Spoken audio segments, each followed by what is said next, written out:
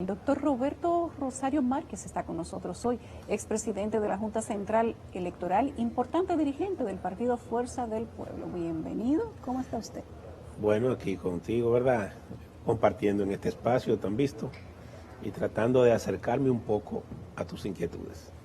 ¿Cómo es la vida de un expresidente de la Junta Central Electoral que ha visto pasar 2 o 1,5 periodo distante después, que con muchos problemas, con muchas críticas, con protestas, con elecciones canceladas o fallidas, con una época de relativa tranquilidad? Se evalúa digamos que los periodos posteriores al paso de una figura por una institución como esa, que no deja de ser polémica nunca. Claro, yo tuve un periodo prolongado de presencia en la Junta. Yo entré en febrero del 2013. No, en febrero de 2003.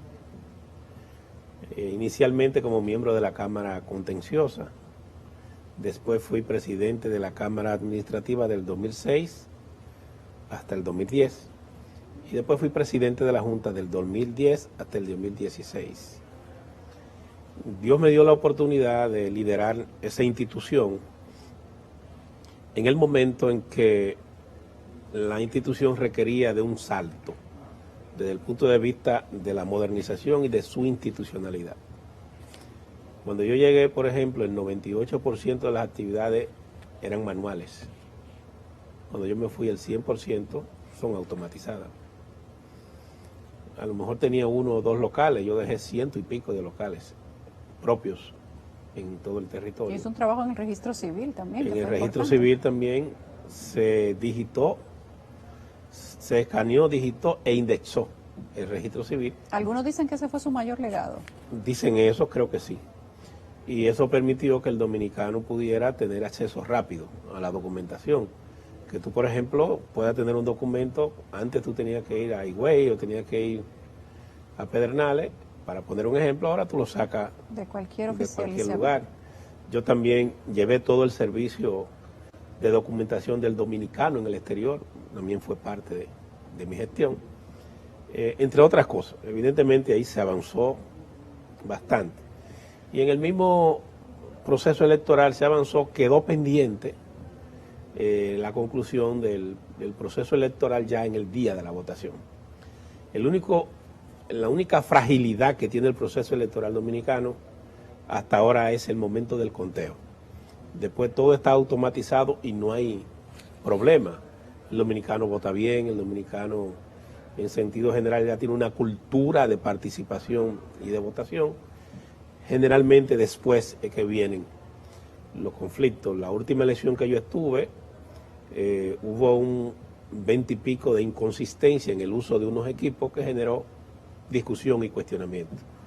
Pero a diferencia de otros procesos, nosotros teníamos ahí un plan de contingencia que consistía que en aquellos lugares que los equipos funcionaban se iba a hacer manual y se hizo.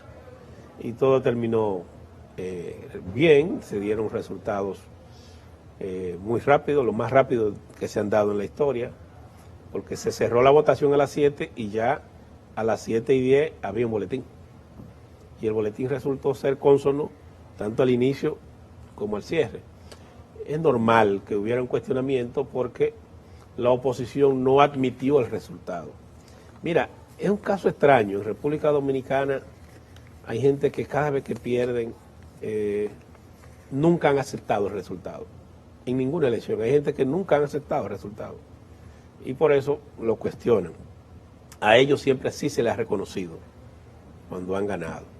Y se han dado escenarios como, imagínate, en Estados Unidos prácticamente asaltan el Congreso para impedir la proclamación de un presidente. De todas maneras, parece ser que en ese periodo fue el periodo de mayor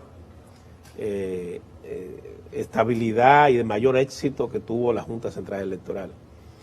Nosotros presidimos el órgano regional, presidimos la Asociación Mundial, éramos motivo de consulta permanente de todos los órganos electorales de la región. Lo asistimos, le facilitamos la tecnología. Fue un periodo bueno.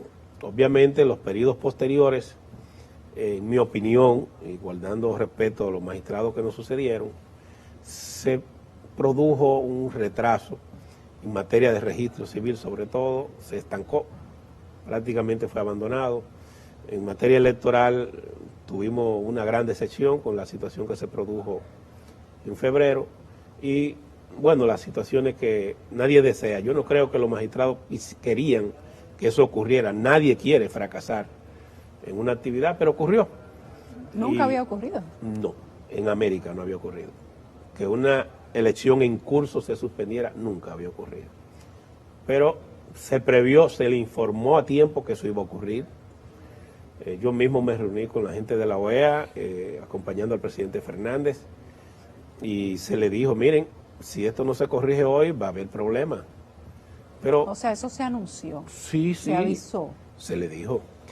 Pero luego hemos sabido, por información de exmiembros de la misma Junta, que fue responsabilidad de los mismos partidos políticos la cancelación de esas elecciones, que tenían la información de antes y que se utilizó la información como marketing político, como estrategia política. Usted, que era parte importante, al menos de la representación de la Fuerza del Pueblo, ¿cómo correcta? Los partidos inmediatamente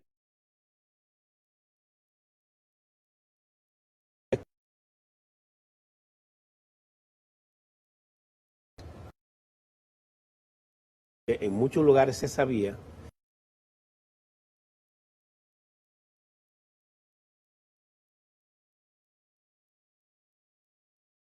los propios, y entonces se fue dando,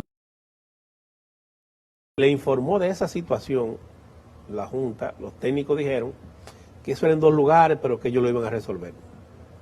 En la noche, cuando hablamos con la OEA, le decimos, mire, no es tan fácil, después que tú instalas un equipo con la cultura que tiene el dominicano, decir que a las 5 de la mañana tú vas a ir a resolverlo, porque el dominicano va a pensar que quieren adulterar los resultados. Eso no se va a aceptar. No porque lo quiera yo, conocemos la cultura de cómo va a reaccionar, y efectivamente hubo técnicos que tuvieron que salir huyendo, porque se pensó que se quería adulterar el proceso. Y efectivamente, como la Junta no sabía la dimensión de lo que tenía, entonces yo creo que en un exceso de confianza en sus técnicos, descubrieron ya a las 9 de la mañana que era imposible, porque definitivamente era difícil aceptar que solo en 30, 40 o 70 lugares estén votando y que el resto no esté votando. ¿Se podía haber hecho manual en esos lugares donde no funcionaban los equipos? Si hubiesen tenido un plan de contingencia, sí. Pero no se tenía. No lo tenían. Ellos debieron, el costo era pequeño, ellos con 30 millones de pesos hubieran tenido un plan de contingencia y hubiesen tenido la boleta a mano y no hay ningún problema. No pasaba nada. No pasaba nada. Hubo falta de previsión en quienes tenían en su mano la gerencia de ese proceso. Yo creo que ya después de haber pasado este proceso hace ya un par de años, inclusive las elecciones internas de los partidos, sería interesante pasar balance y rememorar algunas de las cosas que pasaron. El fantasma del fraude sigue estando presente en cada proceso electoral de República Dominicana. Fue muy presente desde cuando Balaguer y se hablaban de que se iba la luz y se iba, de las comisiones de notables, que usted sabe quiénes eran, de las presiones que hacían militares, bandas, que usted también conoce la historia quizá más que yo, y luego eso se fue modernizando. No sé si la práctica es real, si la teoría o la cultura popular, o el mito, que también pudo haber sido, pero el fantasma del fraude ha estado presente en todos los procesos electorales de República Dominicana, al menos de la historia reciente y media. En este proceso se habló de fraude electoral y se habló de travesuras. El presidente Fernández, presidente del Partido Fuerza del Pueblo, al que usted pertenece, habló de que le hicieron un fraude a lo interno de las elecciones del Partido de la Liberación Dominicana. Habló de algoritmos, de un hindú, un hacker ruso, Inclusive se habló de ubicación física por geolocalización y que habían detectado cómo se habían hecho esas infiltraciones. Se utilizaron sistemas que terminaron permitiendo que al otro día, horas de la tarde todavía, se estuviera hablando de que habían votos que no, urnas que no se habían recogido o que se estaban recogiendo en zonas del sur, en zonas sumamente alejadas. Quizás lo que nosotros digamos al día de hoy ya no influye, digamos que en materia social, en el resultado de eso, porque ya pasó. Y ya se puede hablar de eso juzgándolo en su contexto. ¿Podríamos decir en la actualidad que todo eso fue cierto? ¿Que fue una interpretación? ¿Que fue la lectura del momento? ¿O que realmente hubo intenciones de cambiar la voluntad de una parte de los votantes? Mira, la Organización de Estados Americanos presentó un informe que nosotros lo denominamos un informe de agravio. Fueron 21 agravios. Sí. Y en ese informe que presentó la OEA prácticamente nos dio la razón en todos los aspectos de la denuncia que hizo el presidente Fernández. Algoritmo, hindú, ruso, todo. Incluso, no en esos detalles, un informe técnico no va a esos niveles ya de detalle, pero sí destacó los niveles de falencia que había en todo el proceso. Es bueno que tú sepas que este proceso registró, el del año 2019, situaciones que nunca habían pasado, y es que una estadística ya del proceso de totalización y divulgación, después que se consolida en un 10%, históricamente no cambia. No cambia. No, históricamente no cambia. Cuando el alimento de esa información es aleatorio, cuando no es dirigido. Es decir, cuando la computadora recibe la información como llegue, y entonces te da un 5 y hasta un 10%, eso nunca cambia. En el caso nuestro, cambió. Tenía más de un 10% cuando dio el giro. Sí, pero cambió Y drásticamente. después drásticamente en un hecho insólito. ¿Qué fue lo que ocurrió? La Junta permitió algo que nunca tampoco había ocurrido. Aquí, por ejemplo, la ley permite que cuando se cerraba a las 6 de la tarde la votación, tú dieras, si hay gente en fila, tú dieras una prórroga, pero a plazo fijo. Tú dieras una prórroga de 1 hora y quizás hasta 2 horas. Pero una vez cerrado ya se cierra. No, aquí todavía a las 4 de la mañana del otro día estaban votando. Porque lo que se hizo fue que se permitió que el gobierno saliera a buscar la gente donde estaba perdiendo para producir un viraje en el resultado. Y en adición a eso, por más que se le pidió que había que auditar esos equipos antes de, o contratar una compañía para que lo auditara, se mostraron renuentes a que esa auditoría se practicara. Y esos vientos trajeron estos logros. Cuando en febrero se presentó la situación que se presentó, la OEA volvió a decir que todos esos aspectos habían sido señalados y evidenciados en el informe de las primarias. Si la Junta hubiese tenido la humildad de reconocer lo que ocurrió, posiblemente en febrero no se presenta. ¿Por qué se permitió que todavía, tras haberse cerrado el plazo para la votación, se estuviera recogiendo gente para que fuera a votar, fuera de plazo, abiertamente? No, eso es algo que nunca han explicado los magistrados. Yo de verdad desconozco que una cosa como esa ocurra. Nunca se debe dar un boletín habiendo gente en fila. Tú puedes dar un boletín después que se cierra la fila y estén contando. Tú puedes estar contando y dar un boletín, eso no importa. Pero mientras haya gente votando, no, en ninguna parte del mundo se da boletín, porque eso puede incidir en la voluntad de la persona que está en fila. Eso no es permitido. Yo creo que ahí ocurrieron cosas de las que no debemos sentirnos orgullosos. Yo creo que ellos mismos, si lo evalúan ahora, podrían verlo diferente, actuarían diferente. Como te dije, nadie quiere que eso le ocurra. Para mí que hubo un exceso de confianza de ellos en sus técnicos. Los técnicos le dieron una garantía que no podían darla, y como te dije, no se prepararon para los diversos escenarios que se pueden presentar en una elección. Mira, Yo debo ser el dominicano que más elecciones ha organizado, en circunstancias buenas y malas. Y me correspondió ser parte de la organización de las elecciones del 2004, del 2006, porque las elecciones ahora son 4 años, y me tocaba organizarlas cada 2 años. Sí. Del 2006. Porque estaban divididas. Así es, 2006, 2008, 2010, 2012 y 2016. Y nosotros siempre planificábamos todos los escenarios y evaluábamos las situaciones que se podían presentar. Por ejemplo, en el 16 nosotros estábamos conscientes que había un sector de los partidos que no iba a permitir en algunos lugares que los equipos se utilizaran, porque lo habían dicho ya públicamente. Y además de eso se nos presentó ya en la noche anterior una situación, y es que una parte importante de las personas que iban a estar en la mesa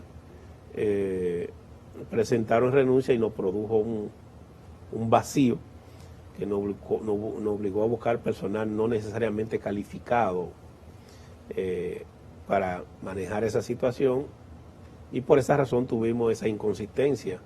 Pero después, gracias a Dios, las autoridades que llegaron contrataron una serie de técnicos de los bancos, de las universidades, y diagnosticaron que efectivamente se había presentado un 71% de equipos que funcionaron bien, y que hubo un 28 puntos y algo que tuvo inconsistencia. Dijeron que si se cambiaba la batería, como un carro después de 2 años hay que cambiar la batería, y que si se adaptaba el software, un software de unas elecciones que es en el 20, cuando venga el 24, aunque sea nada más para cambiarle la fecha, hay que cambiar el software, pero que se podían utilizar. Nunca entendí por qué ellos decidieron no usarlo, para después tener que terminar usándolo en julio del 2020, porque los resultados fue con esos equipos que se dieron. Y hoy incluso, si tú vas a las oficinas de la Junta, esos equipos se están utilizando en la cotidianidad de los servicios. Dijeron las autoridades que ya no están pagando el almacenamiento de los escáneres famosos que tuvieron tanta repercusión, y que ya habían tenido una derivación en otro lugar, los escáneres, y en otro uso. Sí, lo están utilizando en actividades diversas que se están haciendo ahí, aparte de que lo utilizaron en las elecciones pasadas. ¿Se podrían volver a utilizar?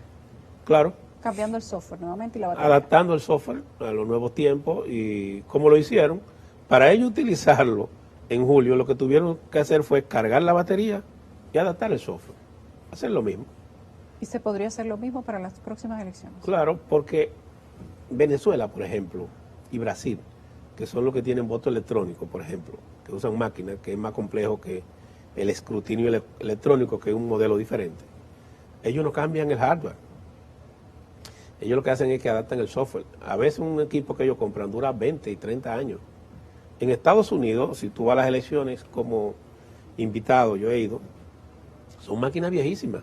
Lo que cambia nada más es la batería y el software. Lo que pasa es que aquí en cada elección queremos comprar equipos. Esos equipos todavía aguantan 3 o 4 elecciones adaptando el software y cargando la batería. Como un carro. Tú tienes un carro y a los 2 años. Lo que pasa es que se quiso demonizar la gestión y ligado a otros factores ya de orden político y geopolítico, pues se condujo a la situación que se creó. Nunca quedó claro qué pasó con los 3.000 técnicos que había contratado la Junta Central Electoral, que debieron llegar a manejar los equipos para las elecciones, que a las 6 de la mañana no habían llegado, nunca llegaron, nunca se presentaron y nunca se dio una explicación. Esos listados se depositaron en la Procuraduría General de la República. Yo, usted mismo, personalmente, deposité una instancia con ese listado y pedí que se hiciera una investigación sobre lo mismo. ¿Se hizo? No lo hicieron. No entiendo por qué, porque incluso yo acostumbré siempre que cada vez que se ponía una denuncia o que alguien se quejaba, yo pedía actuación de la Procuraduría. Para ponerte un ejemplo, una vez un dirigente político puso una querella, una denuncia en mi contra. Yo hice una instancia, fui donde Jenny Berenice, le dije, mira Jenny, yo quiero que tú le des curso a esa querella. ¿Y por qué usted quiere que le dé curso? Investígame. Le dije, bueno, porque a mí eso no me preocupa, y así salimos de eso, y si él tiene algo, pues que lo aporte. Y Jenny me dice, no, pero yo primero tengo que ver si hay mérito. Si no hay mérito, yo no tengo por qué darle curso. Entonces después al final llamé a Jean Alain, tampoco quisieron, y para que tú veas, yo era que estaba gestionando que le dieran curso. Y nunca le dieron curso. No, no le dieron curso. Y se quedó así. Lo archivaron, Lo archivaron. que es el procedimiento a utilizar. Quiero saber si precisamente producto de Después todas... me vi con el político, nos encontramos en un lugar, y me dijo, bueno, era que yo tenía que hacerlo. Tenía que hacerlo. Bueno, eso pasa como Biden y el periodista, no es personal. Así es. Amigo, no era personal. No es personal, pero era un hijo, ¿verdad? Exacto. Tenemos que hablar de el proceso de todos los comentarios que hubieron en algunas elecciones cuando usted fue presidente de la Junta Central Electoral, donde se dijo que se hicieron o que se activaron mecanismos y que eso favoreció a un candidato presidencial o el que iba a ser el candidato presidencial de ese momento. Usted nunca ha tenido la oportunidad de hablar sobre eso, a pesar de que usted quería que lo investigaran. Hablemos sobre eso tras la pausa. El doctor Roberto Rosario Márquez habla con nosotros el día de hoy. Hablamos del pasado. Hoy estamos haciendo historia, hurgando en las elecciones de cuatrenios anteriores, justamente porque ahora estamos mitad a mitad de un periodo de nuevas autoridades y porque tenemos que pasar balance antes de que nos toquen nuevas elecciones. Le preguntaba antes de irnos a la pausa que el fantasma del fraude ha acompañado a todos los presidentes de la Junta Central Electoral, a todos los candidatos y políticos que luego resultan ser presidentes, y por supuesto quienes hablan de fraude son los que pierden, los que no ganan o los que terminan estando en la oposición. Es como parte de la cultura, ¿verdad? Es parte de la cultura. Mira, yo te voy a poner un ejemplo. Hace menos de un mes, yo vi un programa, pero me dijeron que ya tiene un tiempo, una periodista, creo que se llama Carolina Santana. Ella entrevistó al expresidente Hipólito Mejía y le preguntó que qué pasó en las elecciones del 2012. Y yo recuerdo que él dijo que efectivamente, que el día de las elecciones no hubo ningún problema, que el fraude eso lo hicieron antes de las elecciones. O sea que hubo fraude, según Dice él, que le hicieron fraude. Y le pregunté a ella, bueno, ¿y en qué consistió? Bueno, consistió en que Leonel se fue a Nueva York y dijo que tenía 30.000 millones de pesos para tal cosa, consistió en que usaron asfalto para esto, o sea, él refirió a lo que él llamó fraude, al uso de recursos públicos para granjearse el favor del electorado. Eso es fraude. Pero reconoció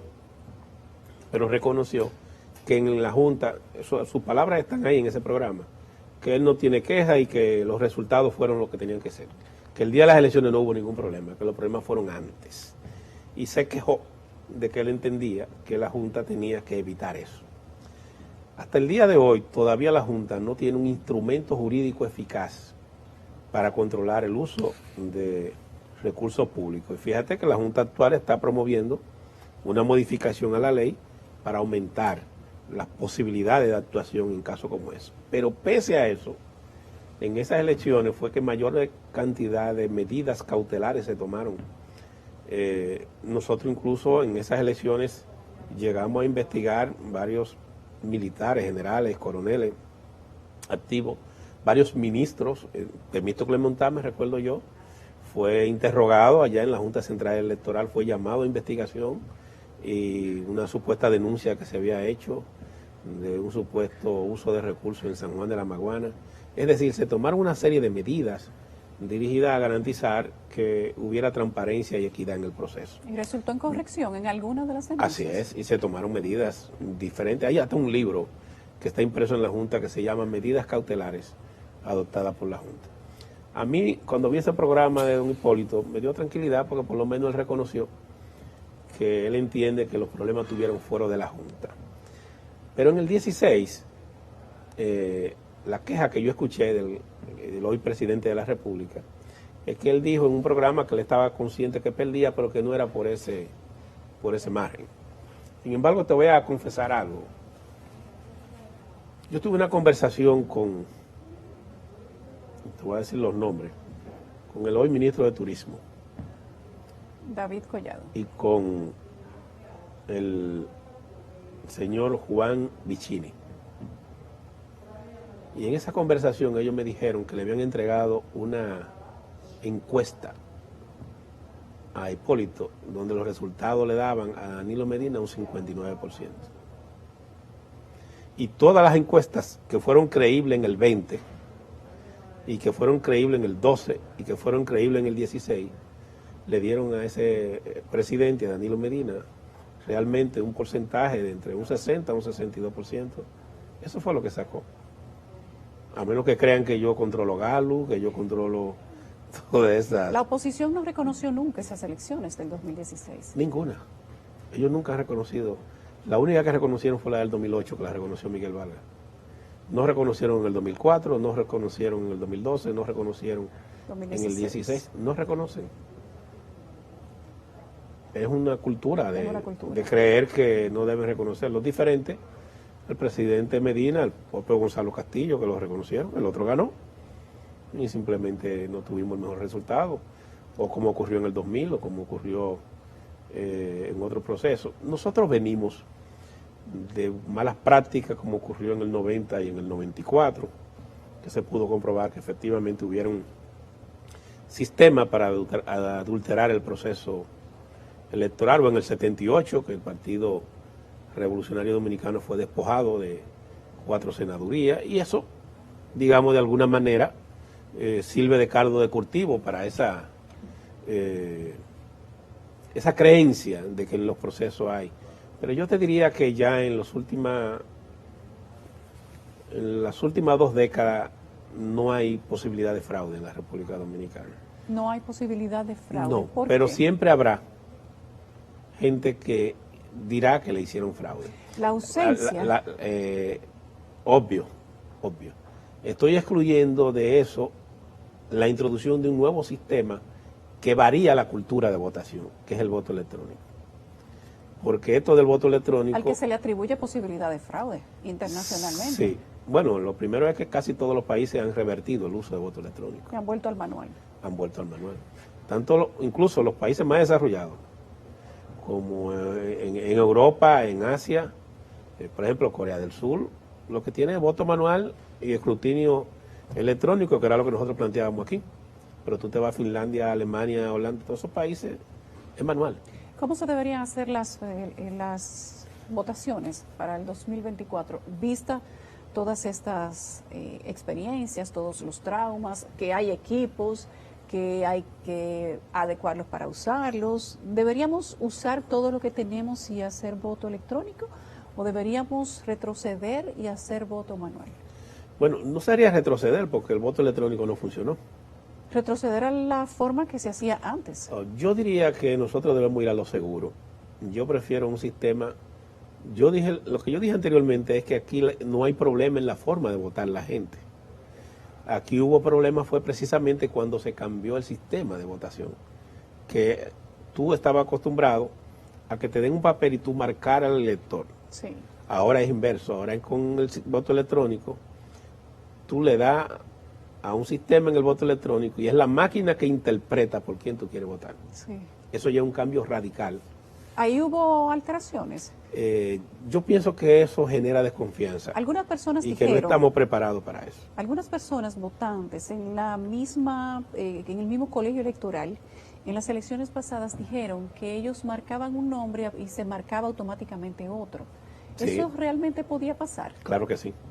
Y también puede pasar que tú marques por un partido y que no se exprese necesariamente en la totalización. Entonces no es seguro. No es seguro. No es seguro. Yo por lo menos no soy partidario del voto electrónico. Usted me dio una explicación quizá más profunda que la gente no conoce respecto de la ausencia de los técnicos aquella noche, y fue que, prefiero que usted mismo lo diga, pero era una información que tal vez se venía recaudando y no se dijo muy a tiempo.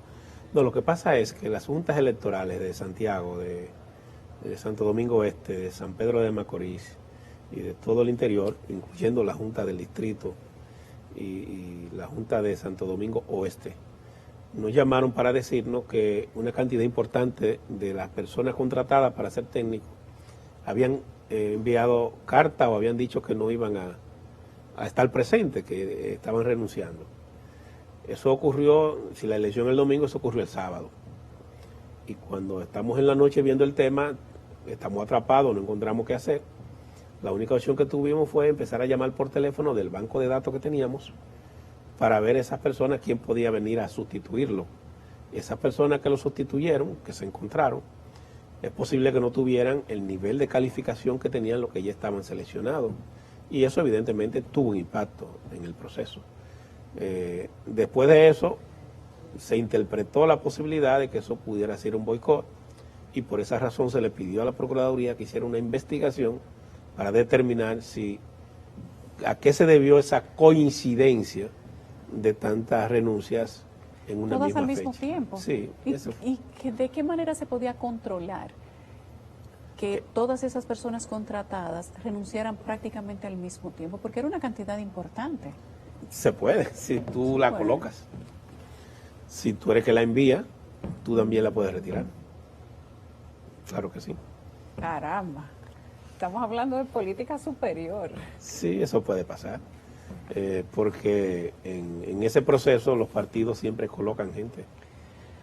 ¿Qué piensa usted del 50+1 que ha planteado doña Milagros Ortiz Bosch, directora de ética, además una figura importante del Partido Revolucionario Moderno, cuando dice que debemos eliminar el 50+1 para hablar de ética y de los acuerdos que a veces son odiosos y que llaman a corrupción para que los partidos mayoritarios puedan ganar las elecciones y después entonces tienen que dividir el gobierno con todo aquel que le aportó algún voto? Eso es universal. En todos los países del mundo se forman alianzas y coaliciones. Y para hacer alianzas y coaliciones hay que distribuir el gobierno entre los partidos aliados. No es de Dominicana. Eso es propio de todos los países de América y de Europa. Ahora mismo en España, para elegir a Sánchez de presidente, hubo que llegar a acuerdos con Podemos pacto y otros. Y hubo que, los ministros son variopintos. Entonces nosotros no somos la excepción. Mira, el sistema de más del 50% de los votos ha sido un sistema exitoso en República Dominicana. Le ha dado estabilidad a los procesos. Es un sistema que garantiza que el presidente que surja tenga una legitimidad de origen, que sea un presidente de mayoría y que haya gobernanza. Los que abogaron por ese sistema originalmente fueron los opositores, sobre todo el doctor José Francisco Peña Gómez. Y eso viene del Pacto por la Democracia, que estableció eso como una demanda. Cuando se está firmando el Pacto por la Democracia, el Partido Reformista le introdujo cambios. Lo que se había acordado era el 45% y el Partido Reformista le adicionó un 5%. Y cuando se iba a firmar, el doctor José Francisco Peña Gómez se estaba negando a firmarlo, pero después aceptó y lo firmó. Y sobre esa base se acordó ese 50%. Al día de hoy, solo en el 1996 fue necesario. Después, todas las elecciones se han definido en primera vuelta. Antes la oposición decía que Balaguer corrompía a los partidos porque dividía la oposición para poder ganar con un 30 o un 31%. Muy parecido al pasado reciente. Sí, entonces, ¿qué pasa? Antes se decía que era corrupto porque para ganar en primera vuelta el partido de gobierno dividía a la oposición. Ahora se dice que es corrupto porque para una segunda vuelta hay que hacer acuerdos y hay que ganarse a esos partidos. ¿Qué es lo que ocurre? Que el Partido Revolucionario Moderno sabe que no tiene más del 50%. No tiene más del 50%. No. Entonces lo lleva a querer cambiar la matriz y las reglas de juego para tratar de irse en una primera vuelta. Porque si va a una segunda vuelta sabe que puede perder. Y en esa circunstancia quiere hacer lo que ha hecho siempre. El PRM, que es más de un 90% PRD, fue el mismo partido y los mismos actores que en el año 2004 introdujo una ley que se llamó la Ley de Lemas. Esa Ley de Lemas fue declarada inconstitucional por la Suprema Corte de Justicia porque querían cambiar las reglas de competencia, porque ellos tenían un problema interno. Para no tener que elegir un solo candidato, ellos querían que el PRD pudiera llevar 10 candidatos y que los demás de sumar la votación de esos 10 lemas se sumaran como una sola. Y eso fue rechazado Pero en el 2002 también ellos modificaron la Constitución para aprobar la reelección de Hipólito Mejía. Ahora de nuevo están por las mismas andanzas, están tratando de cambiar las reglas de competencia y ver cómo se favorece. Mira, yo creo que eso le haría daño al propio PRM y al sistema democrático. Sería retroceder. No hay un solo país del mundo que haya aprobado ese sistema y haya vuelto hacia atrás. Toda la democracia consolidada de América tienen ese sistema. Y ahora mismo a nivel mundial hay por lo menos 70 países que también lo tienen. ¿Cuál sería la razón? Si eso no ha generado crisis, si eso no ha generado daño, bueno, que eso obligue a que haya alianza, pero ese es el propósito, que precisamente se obligue a que haya que concertar para hacer gobiernos de mayoría. A mí me luce que eso no va a trascender, porque para eso habría que modificar el artículo 209 de la Constitución y eso necesitaría una mayoría calificada que no existe. A propósito de nombres que usted ha mencionado, tenemos que hacer una pausa que será breve, pero al regreso quiero saber qué usted piensa de la no retaliación, de la no involucración o el involucramiento de expresidentes en expedientes judiciales, aunque haya habido corrupción. Y si es cierto que desde ya, a propósito de los acuerdos y del sumar, ganar, ya se habla a lo interno del Partido Fuerza del Pueblo de una alianza con el Partido de la Liberación Dominicana. Le preguntaba antes de irnos a la pausa, si usted concuerda en lo que dice el expresidente Mejía de no judicializar, ni siquiera por corrupción, expresidentes. Mira, yo siempre he dicho que... Y mencionó a Leonelito. Siempre he dicho que el presidente Mejía es un hombre inteligente y se le dice que es un sabichoso, en el buen sentido de la palabra. Sí. Es decir, que es una persona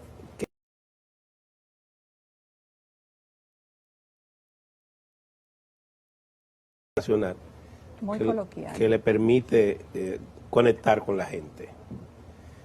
Ese mensaje del presidente Mejía es un mensaje directamente al expresidente Danilo Medina. El presidente Mejía quiere darle tranquilidad al expresidente Danilo, le está ofreciendo una posibilidad de pactar de cara a un proceso electoral, no es otra cosa.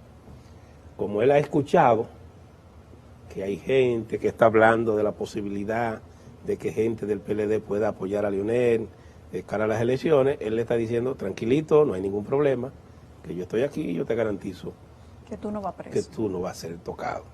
Es el mensaje que yo interpreto que está mandando el ingeniero Hipólito Mejía. Yo entiendo que los presidentes de la República son ciudadanos igual que todos y que sus actuaciones tienen que ser escrutadas y que todos los funcionarios públicos, yo fui funcionario público, que manejen fondos públicos, si al momento de actuar han violado la ley, deben ser sancionados o deben ser llevados a la justicia. Igual que cualquier ciudadano. Igual que cualquier ciudadano. Ahora, lo que no es prudente es que se le estructuren expedientes, que se armen expedientes con el único interés de dañarle. En ese sentido estoy de acuerdo con él en que no debe haber retaliación, porque la retaliación es cuando tú persigues a una persona sin razón. Ahora, cuando tú inicias procesos contra una persona porque ésta actuó contraviniendo lo que dice la ley, violando lo que son sus obligaciones, entonces esa persona debe ser perseguido. Yo pienso que cuando él hace ese planteamiento, le está haciendo un daño a su propio gobierno, que ha dicho que tiene un ministerio público independiente, está haciendo daño a la propia política de lucha contra la corrupción que ha enarbolado el presidente Luis Abinader, y está actuando solo pensando en el ámbito político partidario, que es a lo que quiere sacarle provecho. Además está diciendo algo que no es correcto, que no hubo persecución en su gobierno. Que no hubo persecución, ni siquiera Leonelito, pero que tenía Félix, que tenía al otro Félix. Pero claro que sí, se intentó llevar, apresar al presidente Fernández, y el presidente Fernández tuvo que ir a la Procuraduría General de la República. Pero no se instrumentó y diferente a él, el presidente Fernández dijo, no, yo estoy aquí, me vengo a poner a disposición para ser investigado. Es decir, que opina lo contrario a lo que opina Hipólito. Pero no solo eso. en ese gobierno del 2000 al 2004 fueron apresados Simón Lizardo, si no me equivoco, no sé si de Andino, Ivan Joe, Félix Bautista, Luis Inchaute, Inchauste. Varios funcionarios fueron llevados a prisión. Sí, por darle dinero a los supuestos tigres de los barrios. Bueno, fueron llevados a la justicia, ya la valoración de si eso fue correcto no es otro tema, pero fueron llevados a la justicia. Entonces decir que él no lo hizo en su gestión no es de todo correcto. No está diciendo... Bueno, tal vez dirá que eso no fue retaliación, eso fue justicia. Bueno, no. Pero entonces eso debe seguirse haciendo con todo el mundo, sin excepción. Sin retaliación. Claro. Lo que pasa es que aquí todo el que administra fondos públicos le hacen una campaña y se le acusa de lo primero que le venga a la cabeza. Eso no puede debilitar la intención de la gente de involucrarse en el rol político. Pero es difícil de controlar. Es difícil. Aquí y en todas partes se presume que el que ejerce un cargo público es corrupto. Y además de eso, si tú tienes algún prejuicio contra una persona, todo lo que digan en contra de esa persona tú lo vas a asimilar. Y todo lo que hablen a favor tú como que lo cierras. Esos prejuicios... Hay una obra de Carl Sustein, un asesor de Obama, se llama Rumorología, donde él dice que los rumores se sustentan básicamente en los prejuicios que tiene la persona, de tal manera que todo lo que se diga contra alguien que esa persona está prejuiciado, él lo va a asimilar como cierto, aunque no sea verdad. Él decía, por ejemplo, en Estados Unidos dijeron que Obama era musulmán, y todo el que era enemigo de Obama creía que era verdad que Obama era musulmán. Y decían que Obama iba a convertir al Islam a todos los estadounidenses y la gente lo creía. Y él decía cómo ellos tuvieron que desarrollar toda una campaña en Estados Unidos. Incluso ellos crearon un portal que se llamaba Fake News, o sea, un portal nada más dirigido a desmontar las campañas negativas que hacían contra Obama. Porque él decía que en la psiqui de las personas que respondían a criterios de los adversarios de Obama, todas esas mentiras se metían en el cerebro y era difícil de variar. Eso pasa con los políticos. En el ejercicio público, lo que somos políticos y ejercemos función pública, tendemos a tener adversarios que de alguna manera les gusta competir con noticias falsas y con acusaciones infundadas en el único interés de dañar. El PRM tiene un problema, que acusó a mucha gente y no ha sometido a ninguno. El PRM, por ejemplo, ahora dice, no, porque X o Y fue un corrupto. Bueno, pero usted está en el gobierno ahora, sométalo. Ya no vale, la acusación no vale si no va acompañado de una acción. Sobre todo cuando usted tiene un ministerio público que usted entiende que responde a los criterios que usted tiene de lo que es una justicia independiente. Ya el tiempo de estar hablando de la gente sin que haya una consecuencia jurídica desde el Estado pasó, porque entonces usted se convierte en cómplice. El deber de un gobierno que entiende que alguien hizo uso de recursos públicos es llevarlo a la justicia. Y recuperar el recurso público. Claro, si usted no lo hace, o usted está difamando a esa persona, o se está haciendo cómplice de ella. No hay término medio. ¿Es cierto que hay personas de alto nivel del Partido de la Liberación Dominicana ya interesados, motivados en acercarse al doctor Leonel Fernández y a dirigentes de la Fuerza del Pueblo? Eso es normal. Mira, la última encuesta a la que yo he tenido acceso está reflejando lo siguiente. Está reflejando un presidente Abinader encabezando un 40-42%. Un Leonel Fernández con una diferencia entre un 8 o 6 puntos del presidente Abinader. Y entonces los candidatos, todos juntos del PLD, no están ni por la mitad del porcentaje que tiene el presidente Fernández. Sin embargo, el PLD como partido conserva todavía una importante votación. Y la Fuerza del Pueblo, que está creciendo, ya está en 18, 19% del electorado. Pero el gran capital que tiene la Fuerza del Pueblo es Leonel Fernández. Y la gente ve a Leonel Fernández, primero como líder de oposición y segundo, como el natural contendor del presidente Luis Abinader. Y eso está trayendo como consecuencia que mucha gente en ese partido, en el PLD, entiendan que la mejor oportunidad que hay de que todo aquel que gira alrededor del pensamiento bochista pueda ir al gobierno sea a través de Leonel Fernández. En la Fuerza del Pueblo ese tema no se ha discutido, no es parte de nuestra agenda y estamos claros de que ahora mismo eso no le conviene a la Fuerza del Pueblo ni le conviene al mismo PLD. Por un lado el PLD tiene que consolidarse porque viene de una división, de una situación que fracturó esa estructura política y necesitan consolidarse. Y por otro lado, la Fuerza del Pueblo que tiene que seguir creciendo, 1 año y pico de existencia, como fuerza política y como opción electoral. Si en este momento se distrae hacia una supuesta alianza, eso lo único que va a generar es perjuicio a ambas fuerzas políticas. Por tanto, eso es muy prematuro, muy extemporáneo y creo que no es conveniente tratarlo. Ahora, que pasado